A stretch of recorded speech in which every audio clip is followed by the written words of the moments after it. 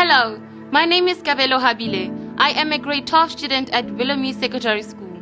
As we celebrate the International Day of the Girl Child, South Africa also recognizes the great contribution made to women's lives by the struggle icon and human rights campaigner, Charlotte Maxeke. Today, I'll be speaking about school safety, violence, drugs, and substance abuse in schools. School violence is escalating despite the measures put in place by government to address it.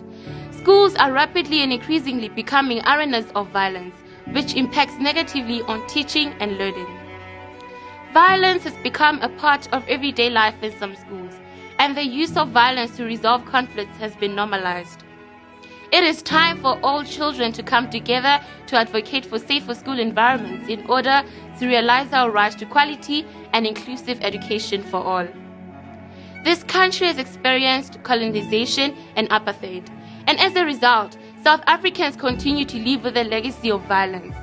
This legacy and the normalization of violence leads directly to situations where gangsters rob schools, harming school staff, security guards, and sometimes even students in the process.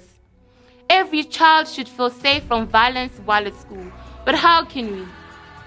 There is also the issue of drug and substance abuse in our schools.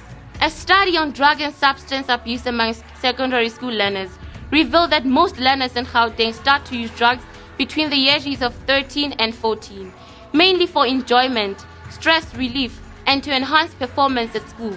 The use of drugs and substances affect negatively on all the great contributions our struggle icons like Umam Charlotte Maxeke made to ensure that we attend school despite the adversities we face in life.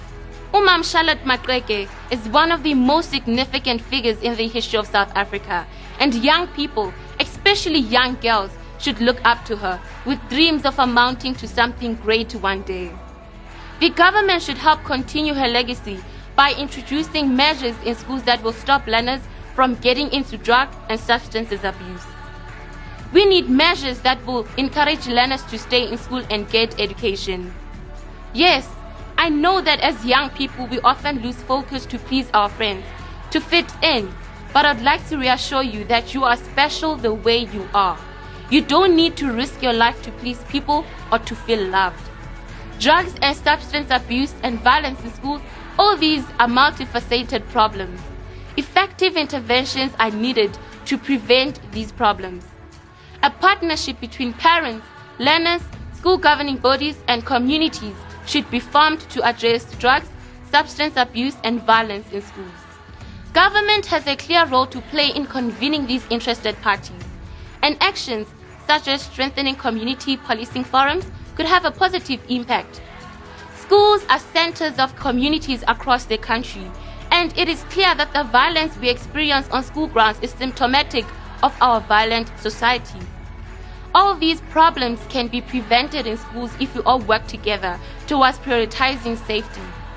The values which many good, hard-working police officers uphold should be taught in schools, particularly integrity, respect for diversity, and obedience of the law. What is needed is a shift in mindset, where these values are lived values. Resources should be shifted to where they are needed most. Children who have experienced violence at home must be given access to educational psychologists to provide psychosocial support. Safe and drug-free schools are where students can learn effectively. Our schools can become a safe haven for effective learning to take place. Let's make schools centers of excellence, not violence or drug hubs. Sizonqoba, we will conquer because we are conquerors. Thank you.